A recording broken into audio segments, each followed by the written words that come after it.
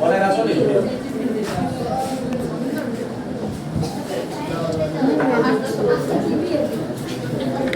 यो ध्यान दिएर हेर है, यो एउटा एकदमै संसारकै सबैभन्दा सजिलो मेथड हो। यो सिक्यो भने चाहिँ लगभग सबै कुराहरू चाहिँ इजी लाग्छ क्या। सुरुमा के गर्नु पर्यो, जस्तै क्वेसनमा छ, बुक खोल न, क्वेसन युनिटरी मेथड पल्टाउँ त। जस्तै त्यहाँ क्वेसनमा 1 नम्बरमा के दिएको छ भन्दाखेरि चाहिँ हामीले डाइरेक्ट भेरिएसन हो कि इन्डाइरेक्ट भेरिएसन हो त्यो मात्रै चिन्नु पर्यो, त्यो चिन्नु मात्रै पर्यो। चिन्नको लागि प्र्याक्टिस चाहिन्छ तिमीहरूलाई। म त घरमा नोट बनाएर कुन कुन के हो भनेर पनि म ग्रुपमा पठाइदिउँला ल। अहिले के गर्ने भन्दाखेरि म हेर 6 नम्बर गर्छु ल। 6 नम्बर क्वेसन, 6 नम्बर क्वेसन हेर, यहाँ फेरि हेर्ने एकदम लेख्नु सेख्नु केही पनि पर्दैन। हामीलाई क्वेसनले केही न केही मागेको हुन्छ, थाहा छ नि। क्वेसनले केही न केही मागेको हुन्छ।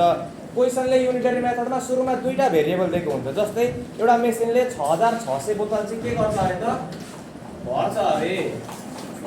6600 बोतल भर्छ अरे। कति टाइममा?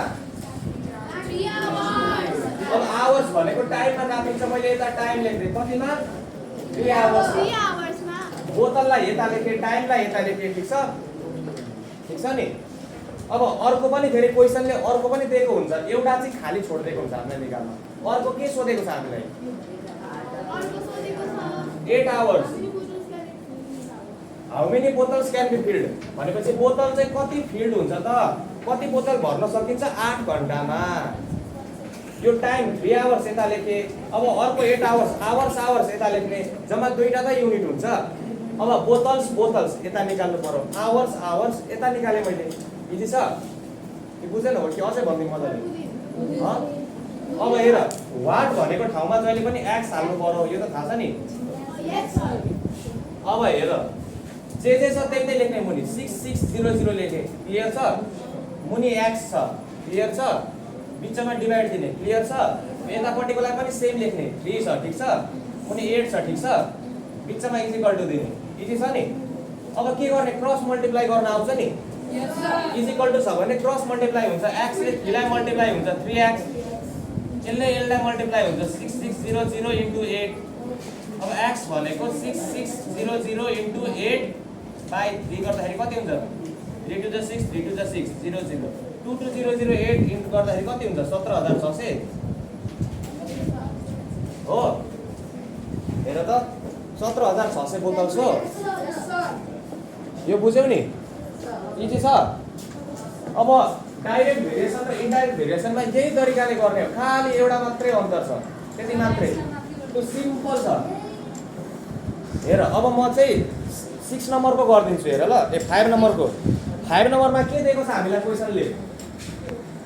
मेन दिएको छ एउटा, अर्को भनेको के दिएको छ? डेज दिएको छ छैन? क्वेसनले सुरुमा कति मेन दिएको छ? 30 मेनलाई कति दिन लाग्छ? 17 days। अर्को के दिएको छ? डेज दिएको छ कि मेन दिएको छ? कति? 10 भयो नि। अब यो थाहा छैन एक्स, इजी छ? यहाँ पनि सेम टु सेम सार्ने, अगाडि जे गरेको थियो त्यस्तै। 30 मुनि एक्स इज इक्वल टु माथि 17 मुनि 10। हेर, सुरुमा हामीले यस्तै गरेको थियौँ नि त डाइरेक्ट भेरिएसनमा। यो डाइरेक्ट हो कि इन्डाइरेक्ट हो? इन्डाइरेक्ट हो भने एउटा मात्रै चेन्ज हुन्छ। यो 17 र 10 छ नि, यसलाई यस्तो नलेखेर 10 लाई चाहिँ माथि लेखिदिने, 10 लाई चाहिँ माथि लेखिदिने, 17 लाई चाहिँ मुनि लेखिदिने, ठिक छ? यसलाई उल्टो बनाइदिने मात्रै हो क्या, अरू केही पनि गर्नु पर्दैन, ठिक छ? इन्डाइरेक्ट हो भने यसलाई चाहिँ उल्टो बनाइदिने, एउटालाई मात्रै उल्टो बनाइदिने। चाहे यताकोलाई बनाऊ, चाहे यताकोलाई बनाऊ। यताकोलाई उल्टो बनाउँदा पनि हुन्छ, यताकोलाई उल्टो बनाउँदा पनि हुन्छ, तर एउटालाई मात्रै उल्टो बनाउनु ल। दुईटै उल्टो बनायो भने त कुरा त्यही हुन्छ। इजी छ नि। अब केही छैन, क्रस मल्टिप्लाई गर्ने। 30 इन्टु 17 भनेको एक्स इन्टु कति? 10। अब यो 10 यता आएर डिभाइड हुन्छ कि हुँदैन?